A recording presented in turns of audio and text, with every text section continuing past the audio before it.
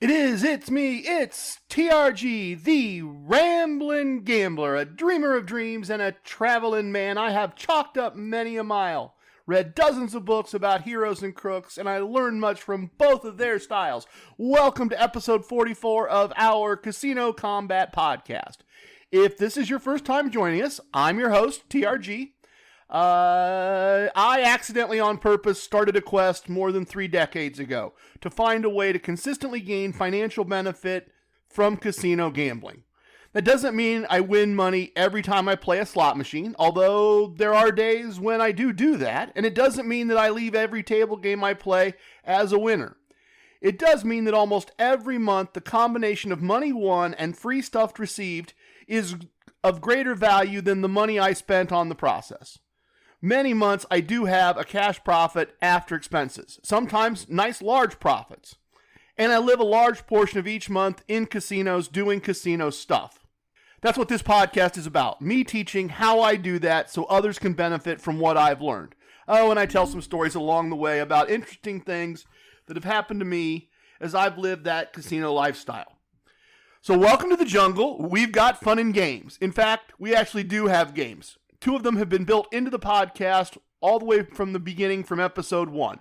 If you want to find out about those games, check out episode 22, where they were discovered by a listener and revealed. They are explained in full. We have 3 winners so far, including most recently Keeper of Wisdom, who shared that he really enjoyed playing detective and figuring out where my home casino is in the real world. By the way, for fiduciary reasons, we spell a variety of things with a K. I'll point those out as we go. Don't worry. What else do I need to tell you if you're joining us for the first time? I use something called the core concepts as the foundation for teaching good casino gambling techniques. So, of course, we spelled concepts with a K, but slot machine play doesn't really fit all of the core concepts. Slot machines do not provide a wager with a small house advantage. But damned if I didn't find a slot machine strategy that uses most of the core concepts and makes money for myself and my wife and some of our friends fairly consistently most months.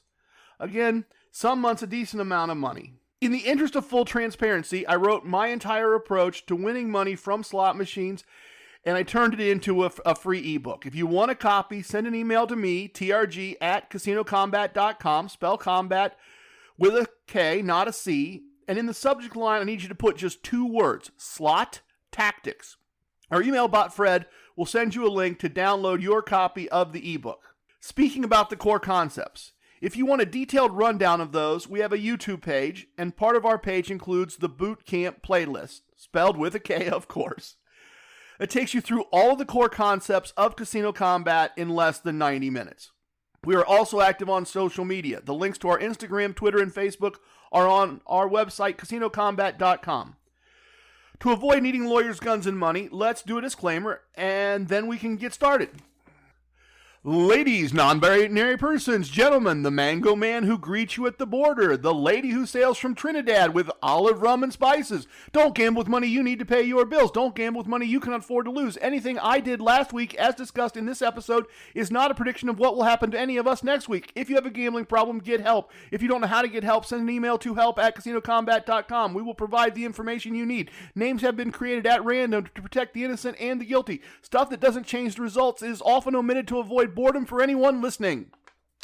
Okay, this is episode 44, so the ate the hard way episode, I guess. In numerology, the number 44 is about business, especially business related to building something to benefit many generations. Well, that's a perfect description of what I'm trying to do with every episode. Show you how I treat casino gambling as a very fun kind of extra business for me. And of course, the purpose of this podcast is to provide something to future generations of gamblers. So I feel like I have that covered here. I received an email with a great question this past week regarding casino gifts, and I thought all of you would appreciate the question and my response, so we will have a question segment today. I wrapped up my craps experiment while I was in Las Vegas, so I wanted to share those results, observations, and experiences with you. I'm going to do that in a Gambling with Gabriel segment today and cover all that. And I traveled. Boy, did I travel. I was a jet flying, helicopter flying, limousine riding son of a gun this past week, that's for sure. So we will, of course, have a travel segment, talk about that, talk about the observations I made, talk about how techniques and things I showed you 3-4 months ago are then coming into play this trip. Cause and effect, things I told you I was doing, things you heard me do, and then we're going to hear the payoffs to some of that in this episode when we talk about travel observations and results. Finally, as always, we will have a quick story in the VIP lounge about a ring some of you have noticed in the Instagram posts. So that's what we're going to... I don't know if that's what we're going to do. I mean, look, it sounds fine, but T-Rex, I'm going to change things up a little bit. It just seems like too much me, everybody, and not enough value to you and your game. So somewhere in there, we're going to go into a casino wisdom segment. I'm going to give you a different take on... Consults Master List. Thank you, Keeper of Wisdom. Number 22 and 23 are wisdoms about free and match bets and free slot play. We'll get that into. It's been on my mind a little bit. I can do that one. So I think we'll probably do questions, Game with Gabriel, a moment of casino wisdom, travel, and VIP lounge. That sounds better. That sounds like a better mix. A little bit more of you and your game in there and not just me and mine. At least we'll try to go that way. We'll see how it goes. T-Rex, sorry, man. I'm sorry. Let's start with questions my sons ask. What? My sons ask questions. People on social media ask questions. Sometimes listeners ask questions. This past week, I received an email from Mikey Mike. Yes, that's the part before the @ So I kind of assume it's not just an attempt to have a podcast handle. Or, look, if someone made an email account specifically to email me and have a podcast handle, thanks, I'm flattered. But anyway, Mikey Mike writes, I've not listened to every episode, but I've listened off and on since you started, and I've added some of your stuff into my gambling. In particular, I've tried to plan around my promotions and make sure I get the gifts that are being offered. You said in a recent episode that you and your wife each got 45 can coolers that you didn't need, which I've been seeing too. I'm getting stuff I don't need or want. What's the purpose? Either I'm missing something or it's a waste of time. All right, so Mikey Mike, thank you for listening. I sent you a note saying that I would answer your question this week, and I'm not trying to manipulate you into listening more. This is just an easier way to present these ideas and to present them to everybody than doing it all typed out and everything. But look, I encourage you to take a wider view of the unwanted stuff you collect as gifts from casinos, and about how it can benefit you and the people around you. So here's kind of how this works in my household and some examples from my life over the years. Sometimes gifts don't even make it home. Sometimes they get sold in the casino for chips or cash, or in the parking lot or in the parking garage. You kind of got to have some radar for that. You kind of got to be looking out for those kinds of opportunities. But assuming that the stuff makes it into the house, Mrs. TRG and I decide if either or both of us need the item, either as something we will use or as a replacement for something that's getting old and used up. If we don't need it, the item goes in a section of our basement. Right now, we have a roughly 5 foot by 3 foot by 3 foot space. So that's length, width, height. And it's filled with various casino gifts that we don't need, or don't need right now. I know lots of regular casino goers that have a corner or a set of shelves or a closet of unneeded casino gifts. But the key to that word unneeded is it's really unneeded today. Let's call that corner the opportunity corner, just for the sake of having a point of reference. We use that stuff to save money, make money, or benefit friends and family all the time. And as I said, here are some examples.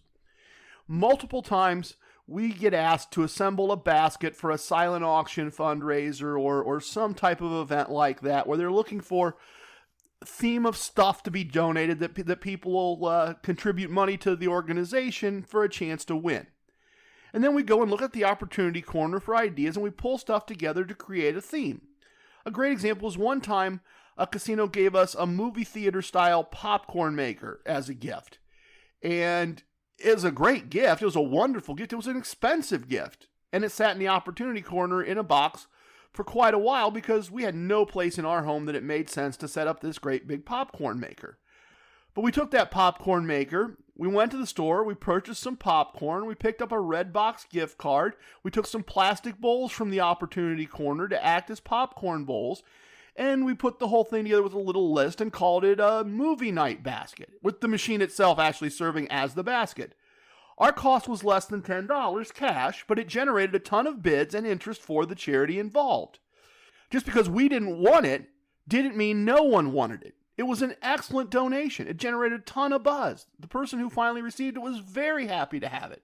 Another example of this concept was a waffle strip maker we received. Basically, it made tiny 3-inch by 1-inch waffles 5 at a time.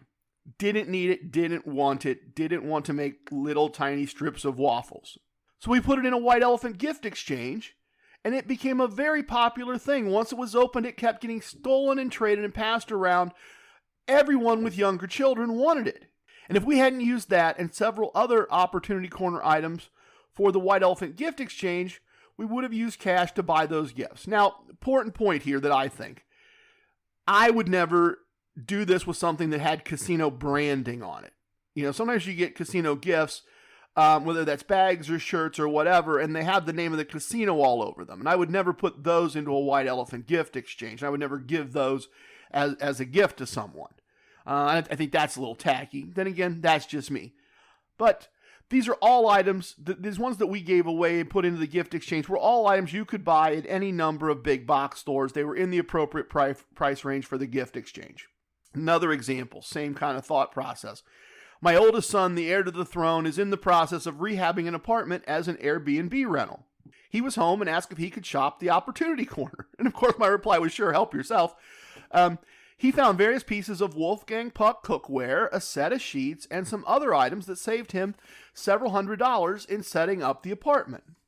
Along those same lines, we recently had some extended family over for brunch. A group that isn't as involved with casinos as we are, doesn't necessarily understand how they work, and by the end of the brunch, several items from the Opportunity Corner found new homes. You're seeing a family member that needs a new crock pot have a choice of 2 or 3 crock pots that we just don't need because we have a great crock pot. It's fun. It's valuable for everyone involved. At least it's fun for me, and I like being able to do that for people. Finally, from time to time, I'll select items from the Opportunity Corner and put them up for sale in a Facebook group or in an app like OfferUp and put some additional cash in my pocket, kind of to thin out things when the Opportunity Corner is getting a little too full. And then I'll point out this one, I guess. The last time we had a garage sale, we had an entire table labeled new, unused items. It included a variety of coolers, luggage, purses from the Opportunity Corner. A few people asked why we had new stuff to sell at a garage sale, and we explained they were casino gifts that we didn't need. Everything on that table sold very quickly. The bottom line here is, just because you don't want something today doesn't mean you can't find ways for that item to benefit you or someone you care about in the future. Those are just a few examples of doing that. I'm sure you can find plenty of other examples. So, thanks for emailing me, Mikey Mike. I hope that was helpful. And now let's do Gambling with Gabriel.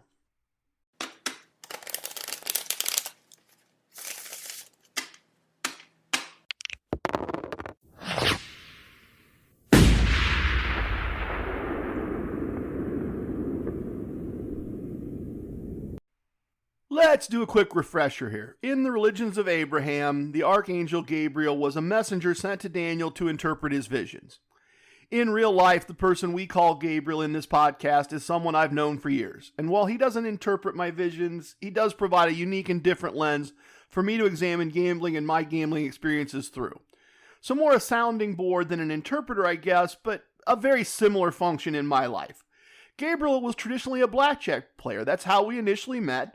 But several months ago, he decided to do a craps experiment, and he showed me a variety of new ways to look at the game. One of the things his experiences revealed is that, at our local casino at least, the points earned from a few hours of playing craps is significantly higher than the points earned playing blackjack for the same amount of time. So a few weeks ago, I started my own craps experiment. I set up an EBR, an experimental bankroll, money separate from and in addition to my normally gambling bankroll.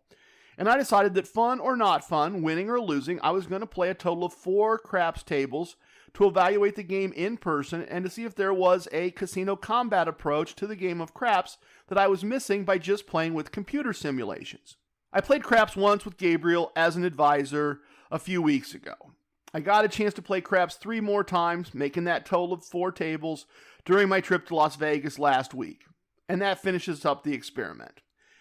Gabriel wasn't actually with me physically in Las Vegas. He was vacationing and doing some gambling thousands of miles away. But like his biblical counterpart, we shared a variety of text messages and he interpreted things for me and offered his view of events. Look, you know I love disclaimers, so let me put one right here. This gambling is not part of what I consider casino combat. This type of gambling does not at this point follow enough of the core concepts. This is a separate experiment with separate money, which is why it's in its own portion of the podcast. At this point, I do not consider myself someone you should take craps advice from. I'm just a guy learning and sharing that process with you. My first observation is that finding a place to play craps in Las Vegas right now, especially during the week, is much easier than finding a blackjack table.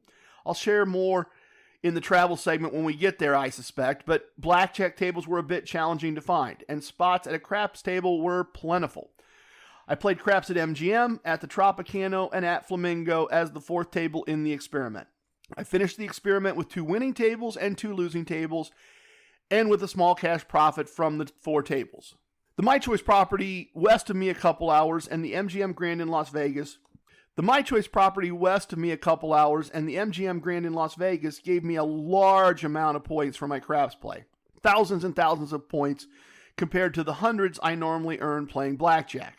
Strangely, the Tropicana and the Flamingo didn't give me enough points to really notice as being different. So I'm not sure why that is. It's something to learn. I'm also interested in if and how those big MGM points will translate into comps in my account in a month or two as that kind of trickles through the system. That's going to be interesting and informative to see, I think. I finished the experiment comfortable with being at a craps table and comfortable being a dice thrower, which was a big improvement compared to the first time I played. By the 4th table, I was starting to work on applying Casino Wisdom number 60, have a win stack, to the process. The way I'm currently playing is not what the experts and the math would tell us is the correct way to limit the house's advantage to the smallest number possible. I'm giving the house about a 4% advantage compared to the approximately 0.3% advantage they enjoy when I play blackjack. So I'm projected to lose $4 per 100 instead of 30 cents. But that said, when I play blackjack, I make a 1-unit bet, and 2 minutes later that bet is resolved, win or lose, and I'm on to the next bet. At a $10 craps table, I'm betting about the same amount of money as 2 wagers, and while they are sometimes resolved with 1 throw of the dice, it is sometimes 20 or more minutes and many, many, many throws before that one set of wagers are resolved. And sometimes I win those bets once or twice, and my original money is back in my possession, and I'm continuing to gamble with the money I just won. Playing the way I'm playing at the moment, the bankroll requirements are actually minimal, which is one of the things that scared me away from craps for a long time. Honestly, while I continue to treat this as an experiment with an EBR, it looks like my normal casino bankroll could support regular craps play at $10 to $15 tables and be just fine. And that's a big unexpected bonus. My conclusion after 4 tables is that I'm going to keep it with the experiment for a while. I'm comfortable enough and the risks seem small enough that I'm starting to look for ways to apply the core concepts and the appropriate casino wisdoms to the game of craps. At this point, look, I've got some ideas about progressive and regressive wagering principles being applied, and I'm starting to work out the positive and negative exit conditions. And I'm admittedly learning some of that just by trial and error, by trying to figure it out. I completely missed a good negative exit on my 4th table just in hindsight through ignorance. And I'd have had a decent win for the experiment if I hadn't missed that. So I'll continue to track and report my results and observations, and I'll continue to label those as an experiment or gambling for entertainment as things happen. And of course, if I find a combination of core concepts that I think make the game exploitable, you will be the first to know. No, that's not true. You won't. That's not true at all. You will hear about it after Gabriel has interpreted and refined my thoughts, plus Mrs. TRG and the young squire are probably also going to know before you, so you're going to be like the 4th to know, okay? But you get the general idea. Next up, a moment of casino wisdom.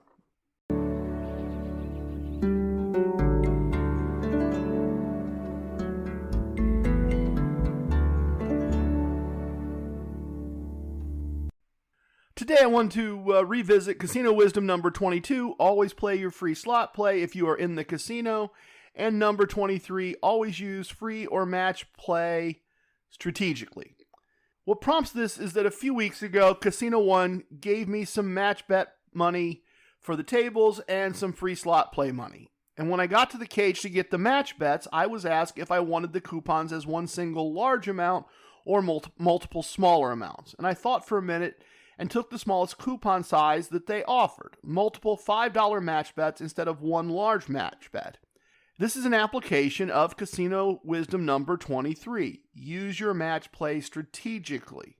It's not just strategically at the table itself, it's in this case strategically in deciding what unit size you're using and what unit size the coupon should be when you're given a choice, and often you are. For the sake of illustration, suppose I have a $10 unit size and I'm offered $25 in match play. If I take that as a single $25 coupon, I can't really play it strategically in the sense that, I can get close, right? If I need to make a 4.5 unit bet, I can use the coupon and match it with a $25 chip to create a 5 unit bet, and only half of that is my money and half of it's the casino's money. But it's much easier to get five $5 coupons and use them to increase my bet to 1.5 units, the coupon and my normal $10 bet, as a wager after a couple of wins, or to use two of the $5 coupons when I make a a 2 unit wager after a loss. The point is that you can apply Casino Wisdom number 23, as I said, to not only how you make wagers at the table, but also to the denominations we request the match bets in at either the cage or the kiosk. Later in that same trip, I was ready to use my free slot play. I think I had $20 to use. As I looked for a machine to play it on, using TRG Slot Strategy 1, of course, I realized I was being, again, very strategic in my approach. I didn't want to make 40, 50-cent spins. Honestly, I didn't want to take that much time. And if I hit something good, I wanted a good payout, and that comes with larger wagers on slot machines. I also wanted several chances to win. So I certainly didn't want to spend $8.88 a spin and get only 2 spins and then have a strange amount of money left over. And I didn't want to leave any money unspun when I was finished or use any winnings to finish spinning leftover money. So I was looking for something where when I got to the last spin, all the money would be used. I wanted a reasonable number of spins at a larger amount of money, and I didn't want to sit and spin $20, 25 cents at a time. I eventually settled on a machine where I could make either 20 $1 spins or 10 $2 spins, and I made the 10 $2 spins and took some money out of the machine. And rarely, as we know, once in a while that doesn't work. It doesn't happen very often, but in this case, things were very normal and I ended up with some cash in my pocket. You might apply these wisdoms differently based on the amounts you're given and what you want to accomplish with the amounts you're given. These wisdoms don't say your strategy has to be the same as TRG's strategy. They just tell us to make sure we use these casino comps when they're available and to think about how to use them to our advantage in all aspects of our relationship with the casino. We traveled in a variety of ways last week and we did some gambling. Let me tell you about it next in our travel segment.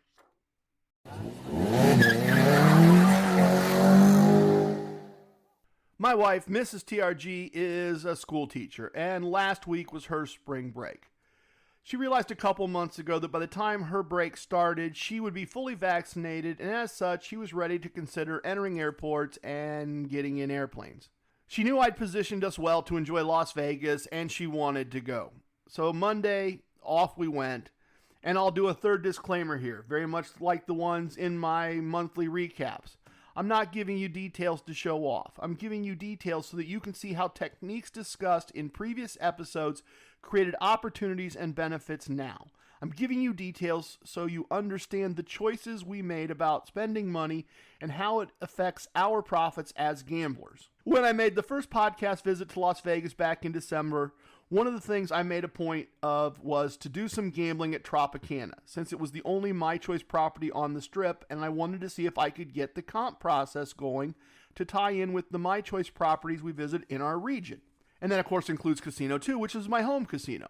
And again, when the young squire and I went to Las Vegas a couple of months ago, we made a visit to the Tropicana for the same reason.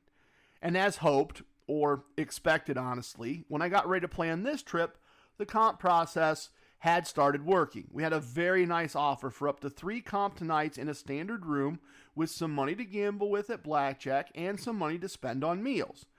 And as a nice surprise, I checked the kiosks each day, and each day when I checked, there was more free money to gamble with at the tables. So no complaints about the level of comps I'm receiving after a couple of very quick, very brief visits.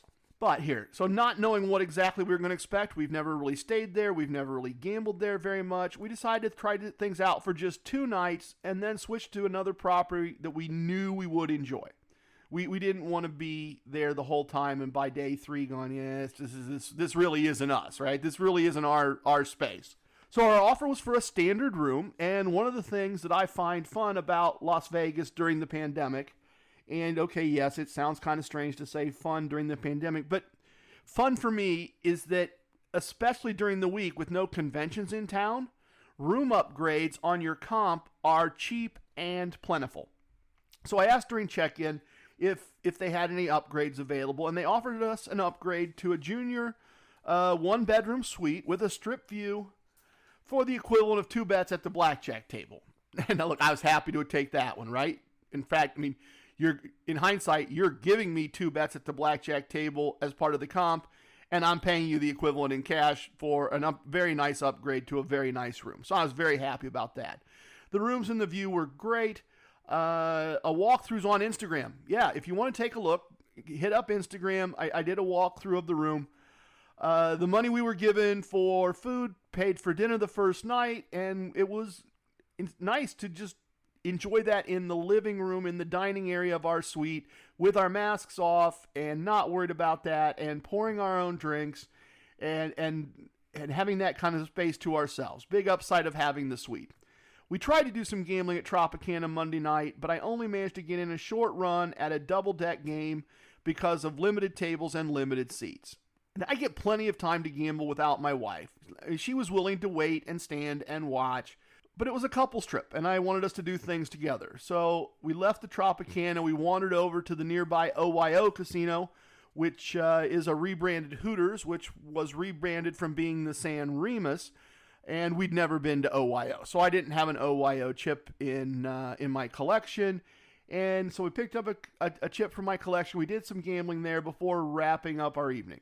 But it's kind of a bummer not to be able to gamble where you're comped.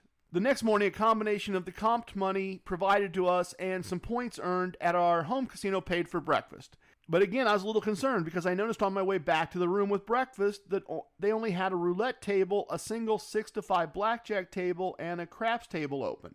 And nobody was playing craps, which meant playing alone, and that's still a little intimidating for me at this point. I'm not quite ready to be the only guy at the craps table. But we had a pool day planned, so it wasn't a crisis at the moment. Pool time was, again, a strategic choice. In theory, this could become a significant Las Vegas resource for us, and that means Mrs. TRG needs to see and approve of the pool. Pool days are an important part of visiting Las Vegas for her, and she has found some pools that she just doesn't like for various reasons. Design, layout, a great example, the pool at Paris, while being a very nice pool, is a great big octagon, and the Eiffel Tower turns it into a sunglass shade, or an hourglass. Shade moves, not what I was working. Sundial. That's the word I was looking for. The Eiffel Tower turns the pool into a sundial. So if you start out in shadow, and that's what you want, as the sun moves, you're going to end up in the opposite. And if you start out in sun, you're going to end up in shade. You start out in shade, you're going to end up in sun. Not her favorite pool. Not a favorite place she'd like to be if we're there during pool season. Honestly, I often gamble while she's at the pool. Or I go to the pool with her, I'm there 15, 20 minutes, maybe I have a cocktail with her, jump in the water once, and then I go gamble while she spends several more hours there. I had heard that with people preferring outside activities right now and pool capacity being limited in Las Vegas, that many pools often had people waiting for hours to get in unless they reserved a daybed or a cabana in advance. So I'd reserved a daybed, which was honestly very reasonable, at least to my mind.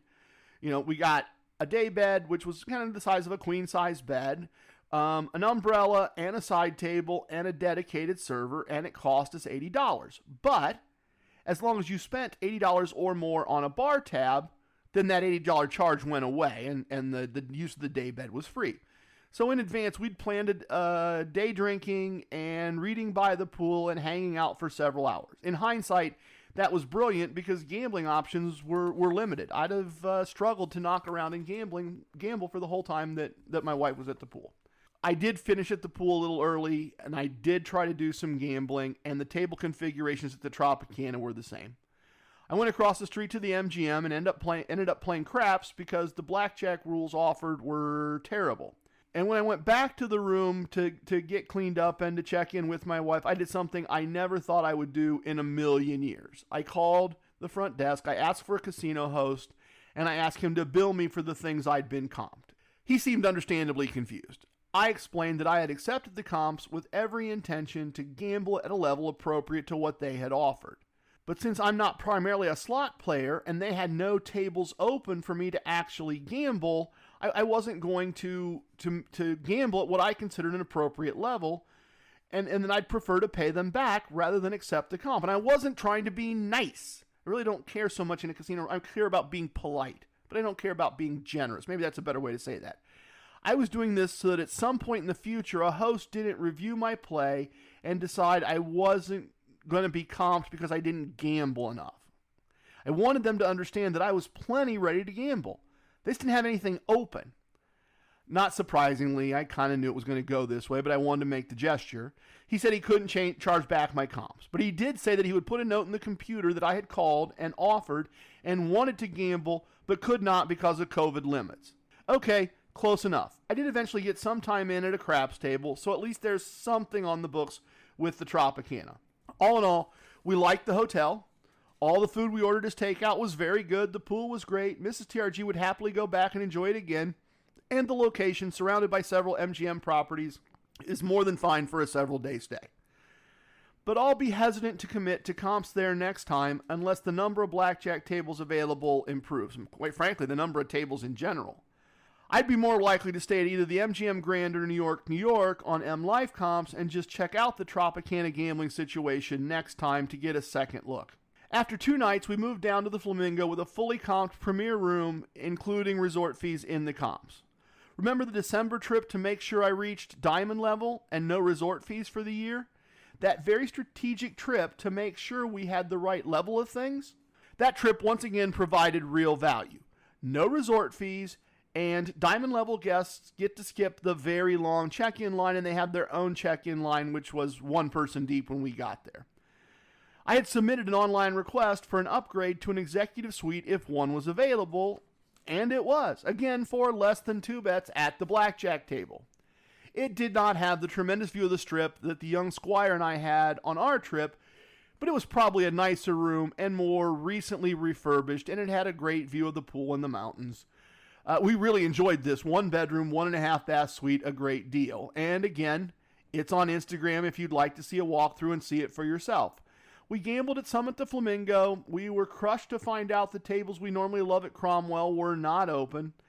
And since we are now more engaged with M Life, we enjoyed the Secret Gardens at the Mirage and did some gambling there. And we went to 107 Sky Lounge for cocktails and appetizers.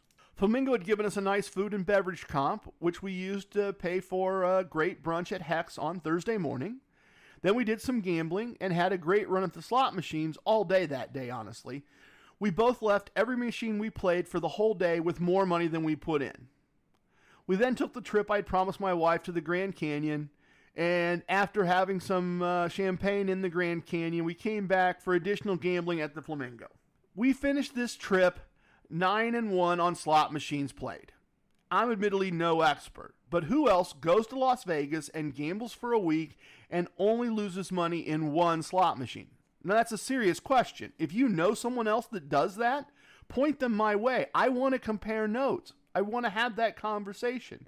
Oh, I guess side note. Sadly, no sign of Guardian in the jet. I kept my eyes peeled every time we were in and around the Flamingo, which is where I ran into them the last time. Anyway, we finished the trip having won almost 3 days' pay. So we won plenty of money gambling. And we spent a bunch as well. In fact, again, full transparency, I'm not sure I have a final tally of all the expenses yet.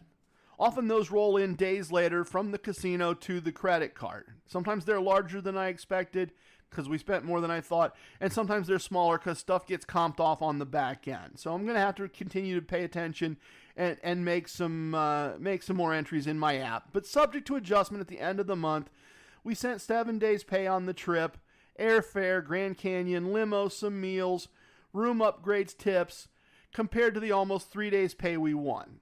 So roughly a lost and spent after comps of a couple days pay, and on a cash basis without the value of the comps, more like 4 days pay spent.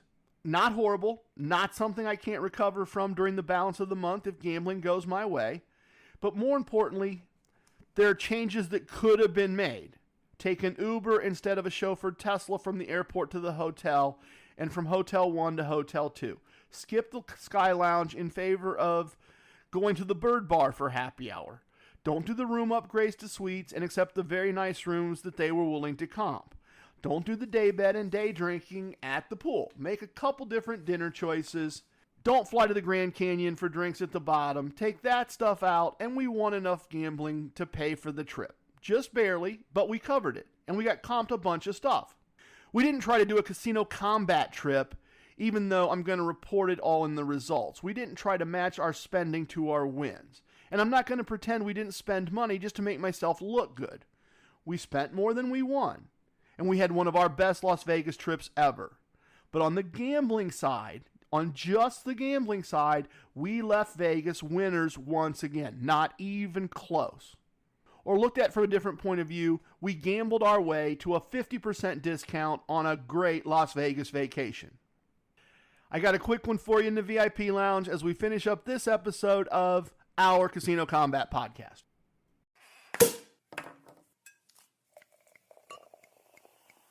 Oh, a little bit of the bubbly. Come on in and enjoy our VIP lounge. Since this is all virtual, let's use the 107 Sky Lounge this week. The 107 Sky Lounge is on the 107th floor of the Stratosphere Resort in Las Vegas, the largest, tallest building between Chicago and Seattle. It offers stunning views of the Strip and downtown Las Vegas, especially during happy hour as the sun sets and the lights come up in the city. I managed to reserve us plenty of seats in a virtual version, all on the Strip side, of course. I did have to make some adjustments to their beverage selection, however. They were fine on the sparkling and still water, but they only have soda from a gun behind the bar and no locally bottled artisanal pop. But I had them bring in some just for us, so help yourself. The virtual tab is on me. I think I'm going to just have a nice pour of the Johnny Walker Blue from my Christmas stash while we share some stories here. And since I mentioned that the virtual drinks are on me, let me remind you that I'm happy to buy you a drink the next time you are in a casino in real life. The way that works is you take a picture of some combination of yourself and the drink, post it on social media, shout us out, add us, tag us on social media when you post a picture. I'll happily Venmo, Cash App, or PayPal you the cost of a good drink at my local casino. If you'd like to buy me a drink, go to anchor.fm/casino combat and click the donate link. And the next time I'm having a drink in a casino, I'll take a picture and post it on the same social media with a shout out and a great big thank you. A couple of you have noticed and commented in social media posts about a horseshoe-shaped ring that I wear on my right hand. In fact, Keeper of Wisdom thought it was a clue that I was a fan of the Indianapolis Colts. So since, like most things, TRG, there's a story behind the ring, I thought we would wrap up with that today and kind of clear this up. I'm nothing against the Indianapolis Colts. I'm not a Colts fan. That's not the reason I wear that particular ring. But I thought we'd do that today, and it's a story I've told many times in many VIP lounges when someone's commented on the ring. Years ago, my local casino comped me very good seats to a professional NBA game and a nice hotel room to spend the night in after the game. It was a school night. Mrs. TRG's a school teacher. She couldn't join me, so I invited a friend, and he was going to meet me for the game at the arena. But I was working near the casino in the morning and really had nothing to do in the, lunchtime on. So rather than drive home, then drive back, I did a very early check-in and went to play blackjack with one of my favorite dealers in the high limit room. And I say one of my favorite dealers, but honestly, just about my favorite dealer of all time. This is the same dealer that dealt to me during my largest win ever event, if you recall that story from an earlier episode. So we had a nice couple of hours, and I won about 30 days' pay. And it was several hours before I was supposed to meet my friend for the game, and I wanted that money out of the casino and gone. And I didn't want to gamble out of boredom and give any meaningful portion of that winnings back. This is another example of that thing I talk about all the time. Get yourself out of the gambling space, out of the gambling mindset, then make decisions about money and gambling and how to handle things. And if you decide to gamble more, fine. But make that decisions away from the opportunity to gamble, even if that's just going and getting a cup of coffee in a coffee shop. I had plenty of time on my hands. So I took my original bankroll and some of the winnings and then did go actually home and put them in my home safe. And then I went to various banks and other places and paid off most of the bills for the month and paid extra on things like mortgage and car payments.